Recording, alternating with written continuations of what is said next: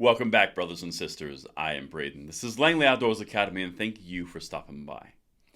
All right, guys, what we're going to talk about tonight are the 5 insane key takeaways, questions, and statements from the Measure 114 hearing that happened today in Oregon. Now, I would be remiss if I didn't tell you I was extremely concerned that a U.S. district judge was asking these questions. This is insane. Everything is linked in the description box below, and you guys need to send this one out to show you what we're dealing with here. Now, if you are new and you are not a subscriber, I'd love to have you become one because we are always looking to get as many people in the fold as we can to spread the message further for the 2A nationwide. We're always looking to earn that subscription, so if you think it's worth it, I'd love to have you in here, and thank you so much for your consideration. But now with that out of the way, guys, I've got to take you through these 5 takeaways. Again, this happened in Oregon today when a U.S. court judge was questioning why the lawsuit was happening against Measure 114. This is going to get crazy. Let's get it. Oregon Measure 114 gun control challenge heard in court. Now, obviously, this is a new article because it happened today. This is the solution that the state police in Oregon are coming out with. State police announced Friday that the state's initial permitting process to buy a gun will be a manual paper process, including a return to the use of paper fingerprint cards due to the short window the agency has to put a new law in place. Excellent. All right. Let me look through number 1. I got this list and I'm amped. Let's get it. Number 1.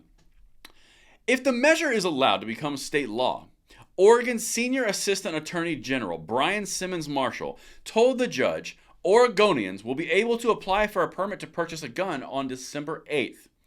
The courtroom's public gallery immediately erupted with laughter at Marshall's pledge, as many gun right advocates have been skeptical about the state police or local sheriffs can have a functioning system in place in such a short period of time.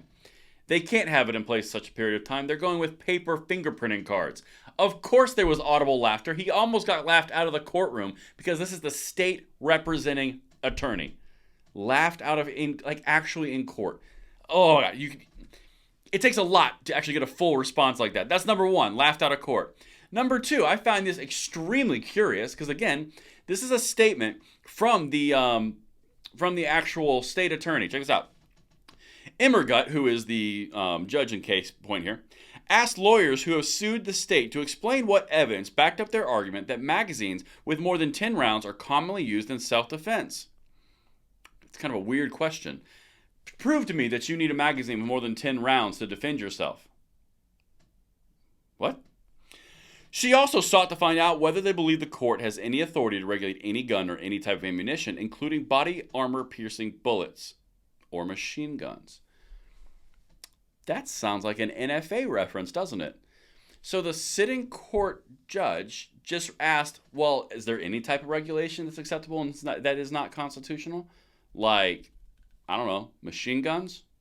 She's openly bringing the NFA part into question in a court hearing around magazine bans for Oregon Measure 114.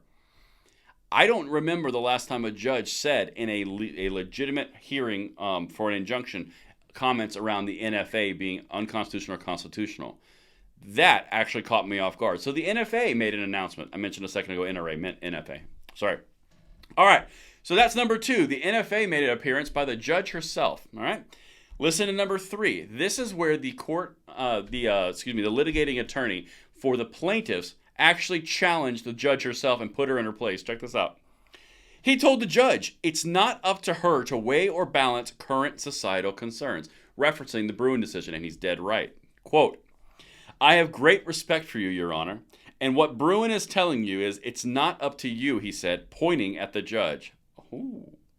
We already had balancing. It happened in 1791 when we passed the Second Amendment. The balancing test is over. Now, there is so much in that statement, and it's loaded, because not only is he pointing right at a sitting judge on the bench saying, it's not up to you, boo-boo, he's also saying we already passed the balancing test. This whole balancing thing that you dealt with private concerns or individual rights versus the public safety, that whole balancing test, that's gone. Bruin destroyed that. That's why we're seeing all of this turmoil around different laws that are put in place across the country. This is incredibly crucial because it said it really, really well. The balancing is over and you can't do anything about it. Again, boo-boo. Now this one I put attorney for the state. This one is great. Listen to this. He also urged the court to consider an analysis done by Lucy P. Allen, an economic consultant who studied the NRA's Armed Citizen Database of shootings from January 2011 through May 2017. So this is an NRA database. I would like to have access to this database, and here's why. Allen found that it was extraordinarily rare for a person, when using guns in self-defense, to fire more than 10 rounds. Allen found that armed offenders fired 2.2 rounds on average. So, what the state is actually arguing here is, you don't need beyond 10 rounds. If you do need beyond 10 rounds, you can have 2 magazines. That's perfectly fine. But the average engagement where you're actually defending yourself only requires 2.2 rounds. So you don't need more than 10. Okay, so I'm just going to change the subject a little bit. What happened to this study? Why can't we see this study when we're hearing about all the incredible, crazy gun violence that's happening? Why don't we ever talk about the NRA system database about self-defense? Why is that never brought up? Because I kind of would like to see that. In fact, I would kind of expect the NRA to go, guys, we have a database spanning 6 years that proves here's all the data. Wonder why we haven't heard that. Anyway, let's keep going. This last one, this should send a chill down your spine. This is what a sitting judge said. Listen to this.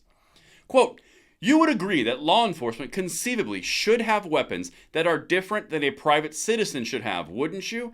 Immergut asked Kempf. Kempf is the plaintiff attorney. "No," Kempf responded. "I don't see a historical tradition of that." The judge literally asked, well, police should have bigger and better weapons than American citizens, shouldn't they? Okay, what went wrong with our educational system where you don't know the whole point of having the Second Amendment and the firearms was have an equal opportunity to resist tyranny, not to have just underneath the state's power? That's the whole point, but this judge completely missed it. So far in this statement, we had the judge saying the police should have better weapons than civilians, concerning.